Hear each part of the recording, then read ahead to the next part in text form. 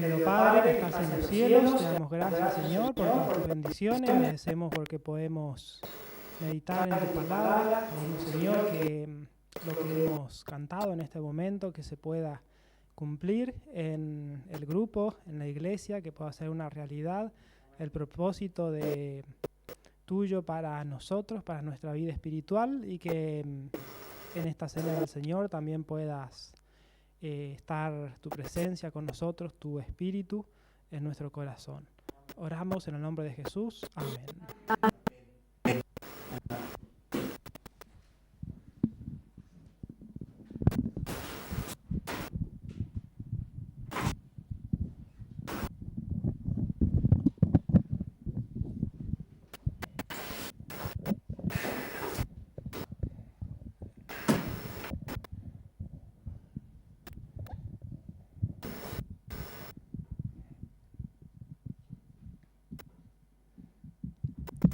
Bueno, Dios le bendiga. Bienvenidos a todos los presentes a través de su presencia física o virtual. Vamos hoy a meditar un poquito. Hoy les cuento que tenemos Santa Cena aquí, así que vamos a meditar un poquito en esto. Vamos a ver un poquito el propósito de Dios con respecto a la Santa Cena, qué simboliza, qué significa la parte de el lavamiento de los pies, qué significa la parte del pan y el vino. Nuestro versículo central es Mateo 26. Mateo 26 es nuestro versículo central, versículos 26 al 29.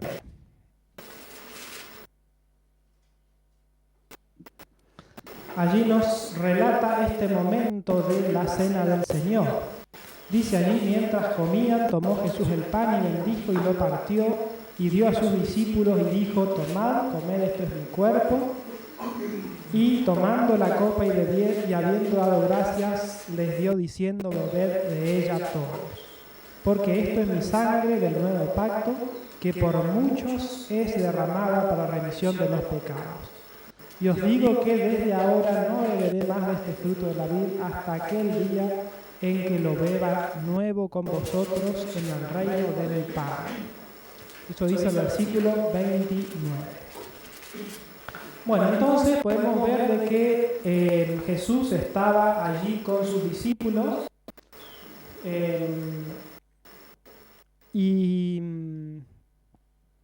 entonces estaba con los que habían tomado un pacto con el Señor. Por eso allí en el libro El Evangelismo dice de que los ritos del bautismo y la cena del Señor son dos pilares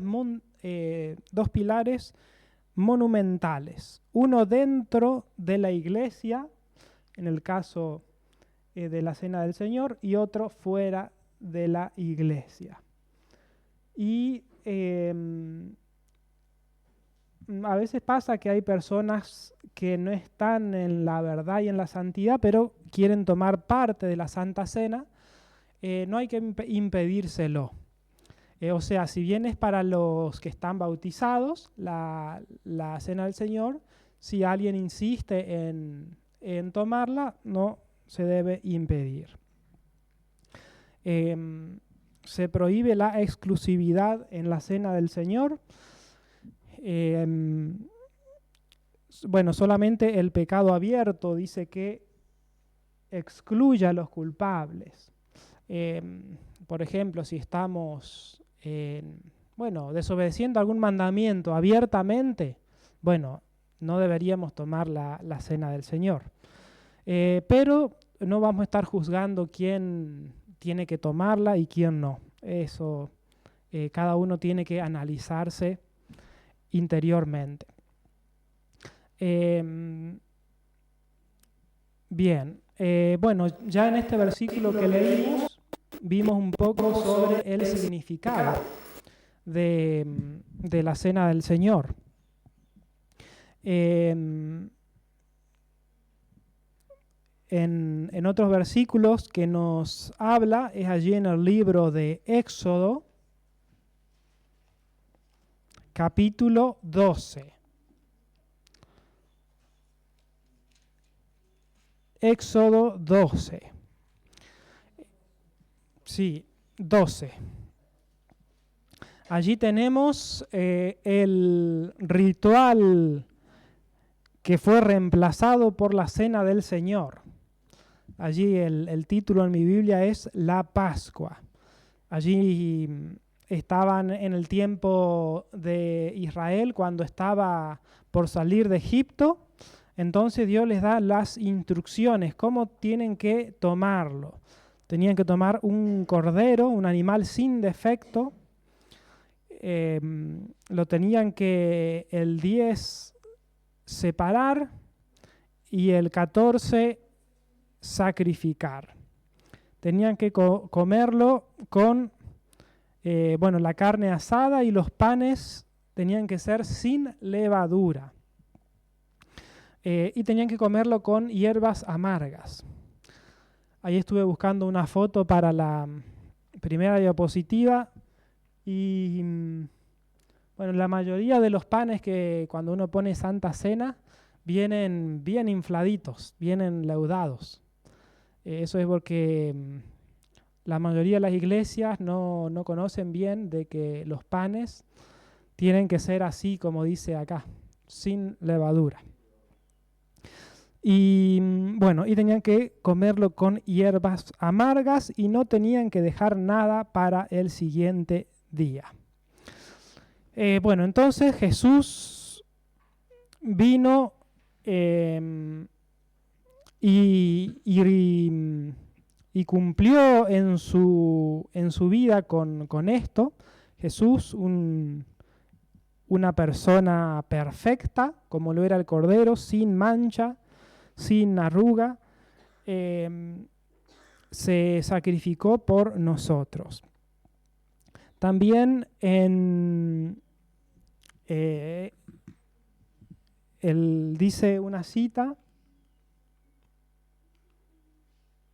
de que al establecer el servicio sacramental, esta cita está en el Evangelismo, página 202, al establecer el servicio sacramental para que tomara el lugar de la Pascua, Cristo dejó para su iglesia un monumento conmemorativo de su gran sacrificio por el hombre.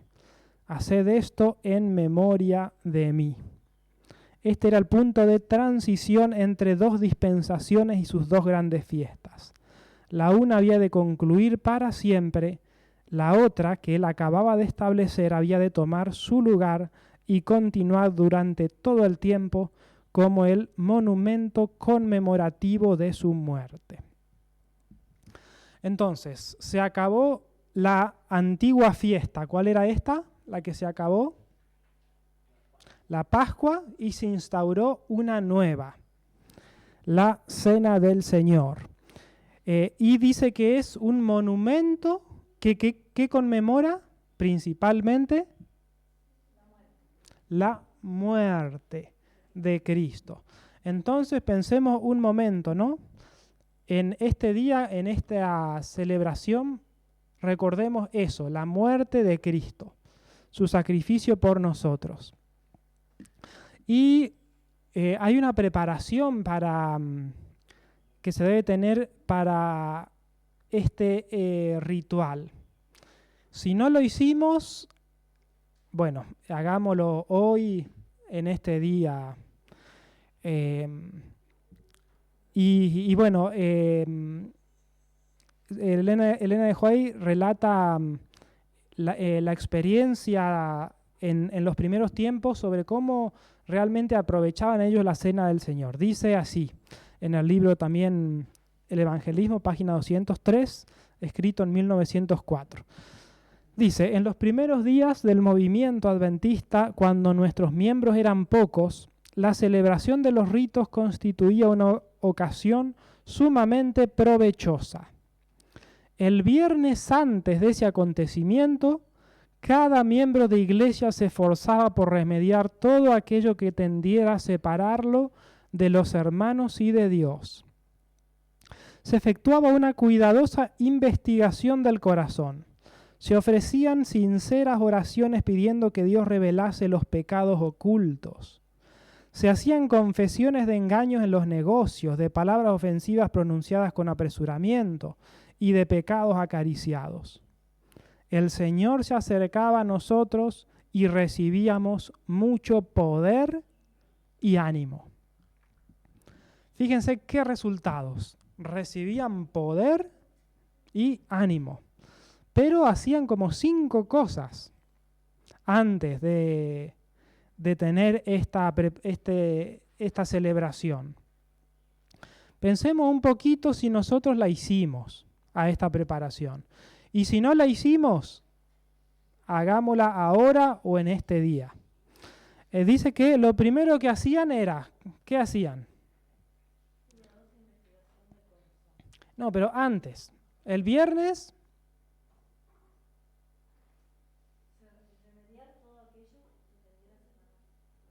Ajá, sí.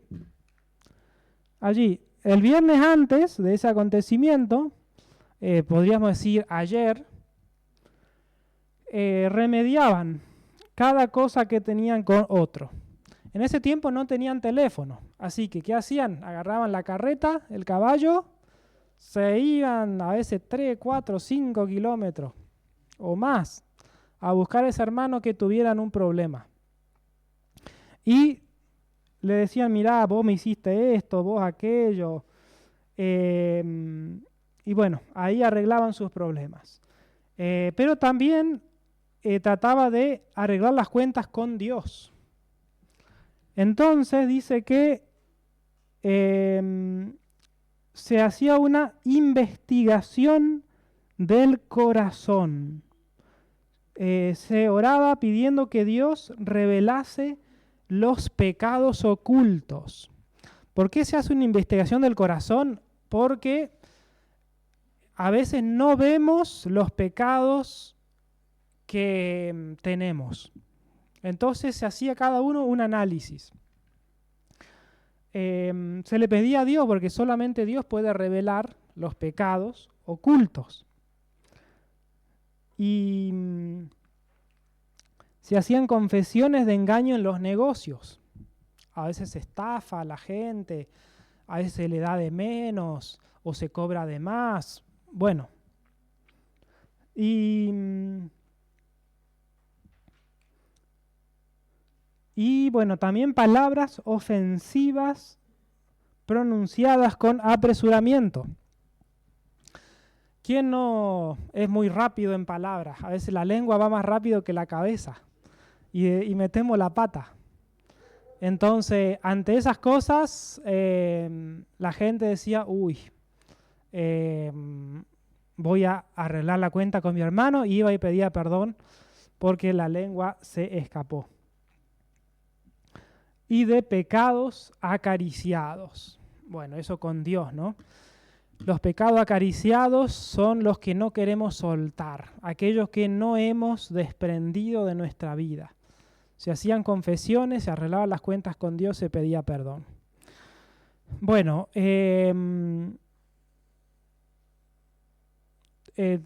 si no lo tenemos hecho, tenemos tarea para hacerlo. Pensemos en este día hacer todo eso. Pensar por los pecados acariciados, investigar nuestro corazón, llamarle a nuestro hermano, ir a verlo, mandarle un mensaje. A Dios principalmente, que es al que más hemos dañado.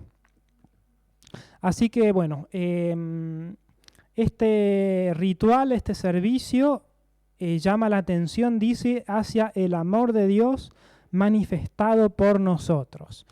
Además de esto que mencionamos, también tiene que recordarnos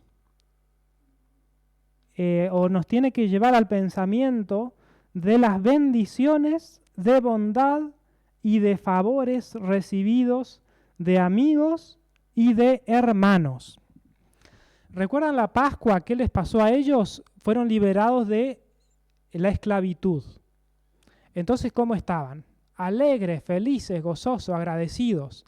Nosotros, en la Santa Cena, hemos recordado también la liberación del pecado, el sacrificio de Cristo. Entonces, es bueno que nos sentemos, que nos pongamos a meditar en eso, en las bendiciones de Dios, todo lo que Dios me ha dado, que ha sido mucho, hay que agradecer.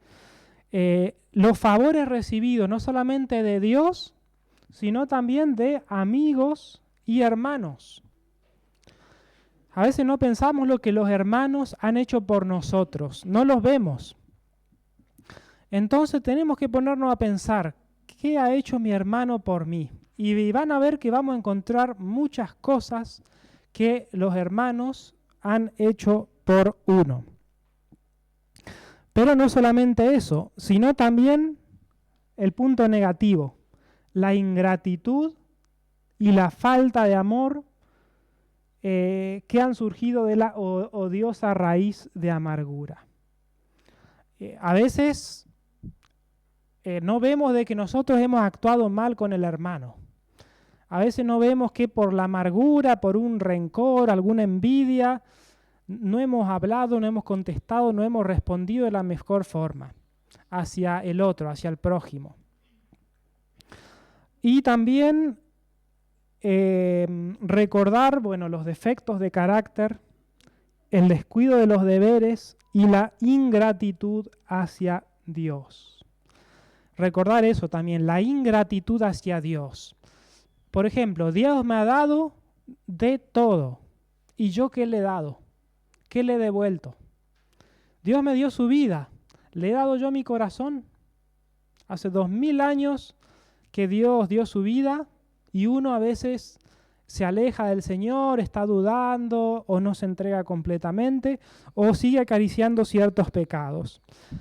Entonces, este momento es también, este día, este ritual es para recordar eso, la ingratitud nuestra.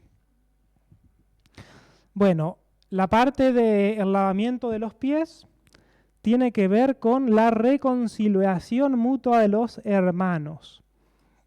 Digamos que eso es una de las cosas centrales, reconciliación mutua. ¿Recuerdan los discípulos cómo estaban entre ellos cuando estaban teniendo este rito? Todos ellos querían ser el primero, nadie quería humillarse ante el prójimo. Todos querían estar en el primer lugar y que los otros estén más abajo.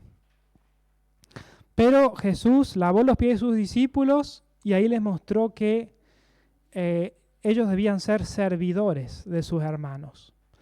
Entonces, este rito del lavamiento tiene que ver con la reconciliación.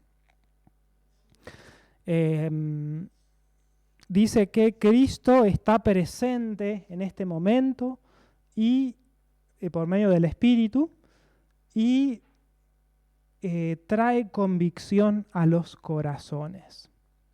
Bien, el Señor nos habla de hacer esto si hemos estado mal.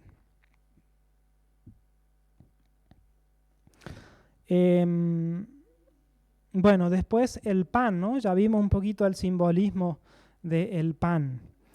El pan es un símbolo mediante el cual Cristo se ofrece como prenda. Y en este pacto se ofrece su propia sangre y su propio cuerpo.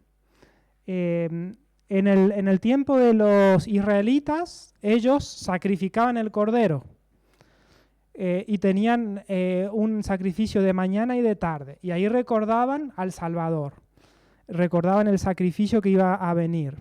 Nosotros no tenemos ese ritual de sacrificar corderos y animales, pero tenemos esta santa cena, esta cena del Señor, donde el Señor nos trae a la memoria el sacrificio de Cristo, la entrega de su cuerpo y el derramamiento de su sangre por los pecados. Bien, entonces aquí tenemos este simbolismo. Tenemos mucha tarea. Creo que esto ya lo hemos visto otras veces, pero por lo menos a mí me pasa que me olvido de hacer este análisis del corazón, de, de ver si no metí la pata con alguna cosa, de pedir perdón. Entonces, bueno, nos olvidamos, recordémoslo, tomémonos un tiempo, esta tarde, a la siesta, arrodillémonos en algún lugar, pensemos nuestro corazón, cómo está, qué ha hecho, y bueno, arreglemos estas cuentas.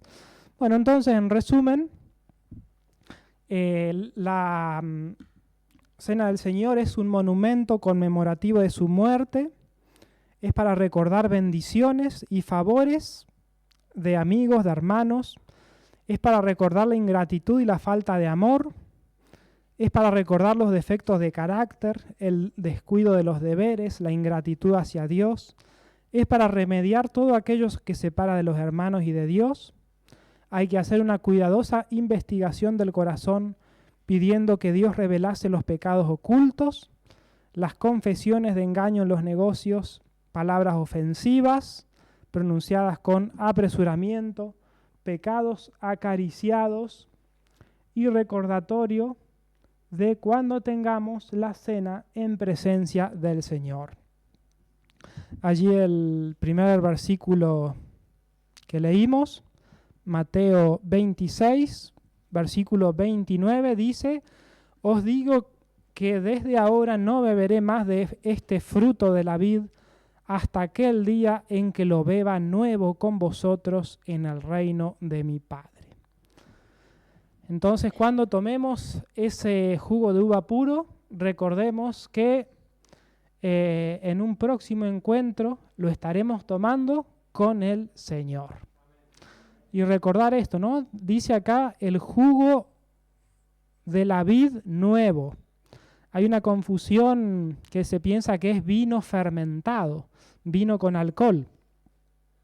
Pero aquí la Biblia muestra de que la Biblia le llama vino, se le llama así en la Biblia, pero no es vino fermentado porque, como dice acá, es jugo nuevo, vino nuevo. Esto es jugo de uva sin alcohol, recién exprimido, y también porque en la Pascua no había fermento, ni en el pan, ni en el jugo de la uva.